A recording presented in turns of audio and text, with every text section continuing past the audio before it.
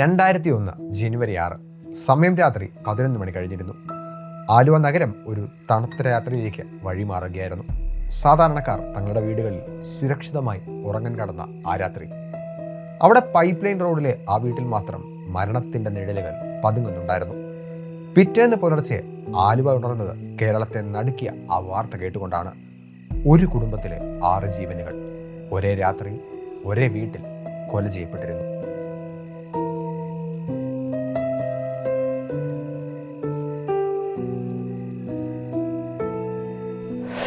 അവിടെ മാഞ്ഞൂരാൻ വീട്ടിൽ അഗസ്റ്റിനും കുടുംബവുമായിരുന്നു താമസം. അഗസ്റ്റിൻ, ഭാര്യ മേരി, മക്കളായ ജസ്മോൻ, ദിവ്യ, അഗസ്റ്റിൻ്റെ അമ്മ ക്ലാര, സഹോദരി കൊച്ചറാണി എന്നിവർ താമസിച്ച ആ വീട്ടിൽ 6 പേരും വെട്ടി നുറുക്കപ്പെട്ട നിലയിലായിരുന്നു. വീടിൻ്റെ ചുമരുകളിൽ പോലും രക്തം തെറിച്ചിരുന്നു. മോഷണ ശ്രമമാണോ അതോ വ്യക്തി വൈരാഗ്യമാണോ? പോലീസ് പകച്ചുപോയി. യാതൊരു തെളിവുകളും അവശേഷിപ്പിക്കാതെ നടത്തിയ ഈ കൊലപാതകത്തിന് പിന്നിൽ ആരാകും? ആലുവയിലെ ജനങ്ങൾ ശരിക്കും ഭീതിയിലായി. കേരള പോലീസിനെ സംബന്ധിച്ചിടത്തോളം അതൊരു വെല്ലുവിളിയായിരുന്നു. ആദ്യം സംശയം നീണ്ടത് കുടുംബവുമായി ബന്ധമുള്ളവരിലേക്കാണ്. 100 കണക്കിന് ആളുകളെ ചോദ്യം ചെയ്തു. വിദേശത്തുള്ള അഗസ്റ്റിൻ്റെ ബന്ധുക്കളെ വരെ പോലീസ് നിരീക്ഷിച്ചു. എന്നാൽ അവിടെയും ഒരു തുമ്പും കിട്ടിയില്ല. ഇതിനിടയിൽ പത്രങ്ങളിലും ചാനലുകളിലും പലതരം കഥകൾ പ്രചരിച്ചു. പോലീസ് പ്രതിസന്ധിയിലായ ആ ഒരു ഘട്ടത്തിലാണ് ഒരു പേര് ഉയർന്നു നിൽക്കുന്നത്. ആന്റണി എന്ന ബ്ലാക്ക് ബെൽറ്റ് ആൻഡപ്പൻ.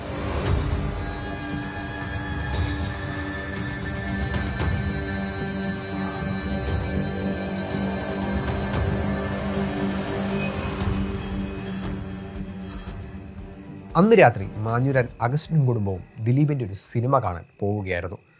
ഇറങ്ങാൻ നേരം അവർ അവിടെ ഒരാളെ കണ്ടു. ആന്റണി, അഗസ്റ്റിൻ്റെ ഏറ്റവും അടുത്ത സുഹൃത്തുക്കളിൽ ഒരാൾ. ഗൾഫിൽ പോകാൻ നിൽക്കുന്ന ആന്റണിയോട് വിശേഷങ്ങൾ ചോദിച്ച് അവർ സിനിമയ്ക്ക് പോയി. വീട്ടിൽ അഗസ്റ്റിൻ്റെ അമ്മ ക്ലാരയും സഹോദരി കൊച്ചറാണിയും മാത്രം. ആന്റണി ആ വീട്ടിലെത്തിയത് കൊച്ചറാണി വാഗ്ദാനം ചെയ്ത 1.5 ലക്ഷം രൂപ വാങ്ങാനായിരുന്നു. അഗസ്റ്റിൻ്റെ സഹോദരിയായ കൊച്ചറാണി ആന്റണിയെ സാമ്പത്തികമായി സഹായിക്കാറുണ്ടായിരുന്നു. വിദേശത്ത് പോകാനുള്ള തുക നൽകി സഹായിക്കാമെന്ന് കൊച്ചറാണി ആന്റണിക്ക് വാക്ക് നൽകിയിരുന്നു അത്രേ. എന്നാൽ കൊച്ചറാണി അത് നിരസിച്ചതോടെ ആന്റണിയുടെ ഉള്ളിലെ മൃഗം ഉണർന്നു. കൊച്ചറാണിയുടെ തല അയാൾ ഭിത്തിയിലടുപ്പിച്ചു.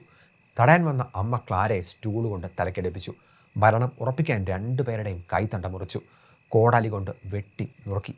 പക്ഷേ കൊലയാളി അവിടെ കൊണ്ടും തൻ്റെ പക നിർത്തിയില്ല. താൻ അവിടെ വന്നത് കണ്ട അഗസ്റ്റിനെയും കുടുംബത്തെയും കൊന്നില്ലെങ്കിൽ താൻ പിടിക്കപ്പെടുമെന്ന് അയാൾ തിരിച്ചറിഞ്ഞു. ചോരമണക്കുന്ന ആ ഇരുട്ടിൽ അയാൾ അവർക്കായി കാത്തിരുന്നു. സിനിമ കഴിഞ്ഞ് സന്തോഷത്തോടെ വന്ന അഗസ്റ്റിനെ കാത്തിരുന്നത് ആന്റണിയുടെ കോടാലിയായിരുന്നു. പിന്നിൽ നിന്ന് തലയ്ക്ക് വെട്ടേറ്റ് അഗസ്റ്റിൻ വീണു.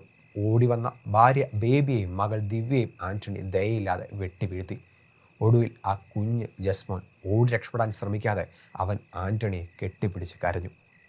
എന്നെ ഒന്നും ചെയ്യല്ലേ അങ്കിളെ എന്ന കുഞ്ഞു നാവുകൾ പറഞ്ഞിട്ടും ആന്റണിയിലെ രാക്ഷസൻ കഴിഞ്ഞില്ല. ആ കുഞ്ഞിൻ്റെ തലയൊട്ടി അയാൾ വെട്ടിപ്പിളർന്നു. പോലീസിനെ തെറ്റിദ്ധരിപ്പിക്കാൻ ചുമരിൽ രക്തം കൊണ്ട് അമ്പും വില്ലും വരച്ചു. ആ രാത്രി മുഴുവൻ ആ ശവങ്ങൾക്കിടയിൽ അയാൾ ചിലവഴിച്ചു. പുലർച്ചെ അവിടെ നിന്ന് നേരെ ഇറങ്ങി അയാൾ ബോംബെയിലേക്ക് കടന്നു. കൊലപാതകം നടന്ന് ഒരു ദിവസത്തിന് ശേഷമാണ് സംഭവം പുറം ലോകം അറിയുന്നത്. അഗസ്റ്റിൻ്റെ ഭാര്യ സഹോദരൻ പകൽ കുറേ തവണ അഗസ്റ്റിൻ്റെ വീട്ടിലേക്ക് വിളിച്ചിരുന്നു. വീട്ടിലേക്ക് വരുമെന്ന് പറഞ്ഞിട്ടും എത്താതിരുന്നത് എന്തുകൊണ്ടാണെന്ന് അറിയാനായിരുന്നു അവർ ഫോൺ വിളിച്ചത്. ആരും ഫോൺ എടുക്കാതിരുന്നപ്പോൾ അടുത്തുള്ള വീടുകളിലും പരിസരങ്ങളിലുമൊക്കെ വിളിച്ചന്വേഷിച്ചു. എവിടെയെങ്കിലും പോയതായിരിക്കുമെന്ന് അവരും പറഞ്ഞു. വൈകിട്ട് ഭാര്യ സഹോദരനും മറ്റൊരു ബന്ധുവും വീട്ടിലെത്തി. വാതിൽ പൂട്ടിയിരുന്നില്ല. തുറന്നു നോക്കിയപ്പോൾ കണ്ടത് ഞെട്ടിക്കുന്ന കാഴ്ചകളായിരുന്നു. വീടിനുള്ളിൽ കണ്ട കാഴ്ച ശരിക്കും പോലീസ് ഉദ്യോഗസ്ഥരെ പോലും തളർത്തി കളഞ്ഞു. എന്നാൽ അവർ വിട്ടുകൊടുക്കാൻ തയ്യാറായിരുന്നില്ല. കേസിൻ്റെ അന്വേഷണത്തിനായി റൂറൽ ജില്ലാ പോലീസ് സൂപ്രണ്ട് എം സേതുരാഘവൻ്റെ നേതൃത്വത്തിൽ DYSP എബ്രഹാം ചെറിയാൻ ഉൾപ്പെടെ 30 അംഗ സ്ക്വാഡിനെ രൂപീകരിച്ചു. ഒരു ദിവസം കുറച്ച് പ്രായമുള്ളൊരു സ്ത്രീയെ അവർ കണ്ടു. അവർ പള്ളിയിൽ പോകാൻ ഇറങ്ങിയതാണ്. അവരോട് സംസാരിച്ചതിൽ നിന്ന് അന്വേഷണ സംഘം അഗസ്റ്റിൻ്റെ അടുത്ത ബന്ധുവായ ആന്റണിയിലേക്ക് വരുന്നു. ആ വീടുമായി വളരെയേറെ അടുപ്പമുള്ള ആളാണ് ഈ ആന്റണി. ഇടയ്ക്ക് അവിടെ വരാറുമുണ്ട്. അതുകൊണ്ട് അന്വേഷണ സംഘത്തിന് ആദ്യം സംശയമൊന്നും തോന്നിയില്ല. ആന്റണിയുടെ വീട്ടിലെത്തി ഭാര്യയോട് സംസാരിച്ചപ്പോൾ ആന്റണി സൗദി അറേബ്യയിലെ ദമാമിലേക്ക് പോയെന്ന് പോലീസിന് മനസ്സിലായി. വിദേശത്ത് പോകുന്നതിനായി സുഹൃത്തുക്കളോടും ബന്ധുക്കളോടും കയ്യിൽ നിന്ന് അയാൾ ഒരുപാട് കാശ് വാങ്ങിയിരുന്നു. എന്നാൽ ആ കാശൊക്കെ അയാൾ പോകുന്നതിന് തൊട്ട് മുമ്പ് കൊടുത്തു തീർത്തു. പണം മടക്കിക്കൊടുത്തത് കൊലപാതകം നടത്തുന്നതിൻ്റെ തൊട്ടടുത്ത ദിവസമായിരുന്നു. ആലുവയിലെ ഒരു പോലീസ് കോംപ്ലക്സിൽ പോലീസ് ഒരു രഹസ്യ ടെലിഫോൺ എക്സ്ചേഞ്ച് ഒരുക്കി ആൻ്റണിയുടെ ഭാര്യയെ കൊണ്ട് ആൻ്റണിയുമായി സംസാരിപ്പിച്ചു. ട്രാവൽ ഏജൻസി ഉടമയെ സ്വാധീനിച്ച് വീട്ടിൽ പ്രശ്നമാണെന്ന് വരുത്തി തീർത്ത് ആൻ്റണിയെ തിരികെ വിമാനത്തിലേക്ക് കയറ്റിവിട്ടു.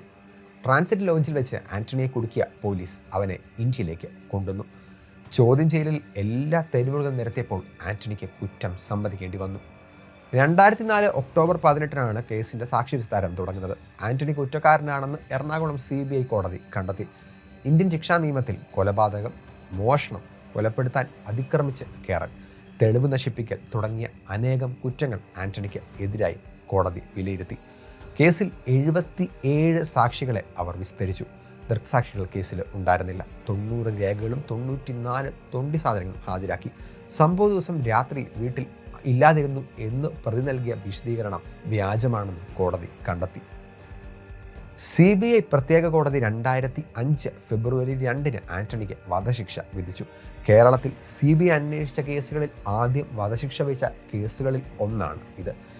2016 അന്നത്തെ ചീഫ് ജസ്റ്റിസ് ദീപക് മിശ്ര അധ്യക്ഷനായ ബെഞ്ച് ആൻ്റണിയുടെ വധശിക്ഷ സ്റ്റേ ചെയ്തു. തുടർന്ന് പുനർപരിശോധനാ ഹർജിയിൽ വാദം തുടരുകയും ജസ്റ്റിസ് മദൻ പി താക്കൂർ അധ്യക്ഷനായ ബെഞ്ച് 2018 വധശിക്ഷ ജീവപര്യന്തമായി ലഘൂകരിക്കുകയും ചെയ്യുകയായിരുന്നു. ആലുവ വത്തിക്കാൻ സ്ട്രീറ്റിലെ ആൻ്റണിയുടെ വീട്ടിൽ ഇപ്പോൾ ഭാര്യയും മക്കളും ഒന്നും താമസമില്ല. കൂട്ടക്കൊലയ്ക്ക് ശേഷം പൈപ്പ് ലൈൻ റോഡിലെ വലിയ മാഞ്ഞുരാൻ വീട്ടിലും ആരും താമസിക്കാൻ എത്തിയില്ല. വർഷങ്ങളോളം വീടും സ്ഥലവും അനാഥമായി കിടന്നു. പ്രദേശം കാട് പിടിച്ചതോടെ രാത്രികാലങ്ങളിൽ അതുവഴി സഞ്ചരിക്കുന്നവർ പോലും ഏറെ ഭയന്നു. കൊലപാതകത്തിന് 10 വർഷം പിന്നിട്ടപ്പോൾ മാഞ്ഞുരാൻ വീട് പൂർണ്ണമായും ഒളിച്ച് നീക്കി. ഈ സംഭവം നടന്ന ഇത്ര വർഷമായിട്ടും അതിന് പിന്നിലെ പല ദുരൂഹതകളും സംശയങ്ങളും ഇന്നും ഒഴിയുന്നില്ല. അതിൽ ചിലത് മാത്രം പറയാം. ഒറ്റയ്ക്ക് ഒരാൾക്ക് ഒരു കുടുംബത്തിനെ 6 പേരെ കൊലപ്പെടുത്താൻ കഴിയുമോ എന്ന സംശയം പോലീസിന് അന്നും ഇന്നും ഉണ്ടായിരുന്നു. അതും നഗരമധ്യത്തിലെ എപ്പോഴും ആളനക്കമുള്ള സ്ഥലത്ത്. ആൻ്റണിയെ കൂടാതെ മറ്റു പലരും ആ വീട്ടിൽ വന്നു പോയതിൻ്റെ ഫുട് പ്രിൻസും കണ്ടെത്തിയിട്ടുണ്ട്. അത് ആരുടേതാണെന്ന് കണ്ടെത്താൻ സാധിച്ചില്ല. ആലുവ കൂട്ടക്കൊലപാതകം നടന്നിട്ട് വർഷങ്ങൾ കഴിഞ്ഞ് കുറ്റവാളി ശിക്ഷിക്കപ്പെട്ടു. പക്ഷേ നഷ്ടപ്പെട്ട 6 ജീവനുകൾക്ക് പകരമാകില്ല ഒന്നും. വിശ്വാസവഞ്ചനയുടെയും ക്രൂരതയുടെയും ഈ ചരിത്രം കേരളം ഒരിക്കലും മറക്കില്ല. ജാഗ്രത പാലിക്കുക. കാരണം ചിലപ്പോൾ നമുക്ക് ഏറ്റവും അടുത്തറിയാവുന്ന ആൾ തന്നെയായിരിക്കും നമ്മുടെ ശത്രു.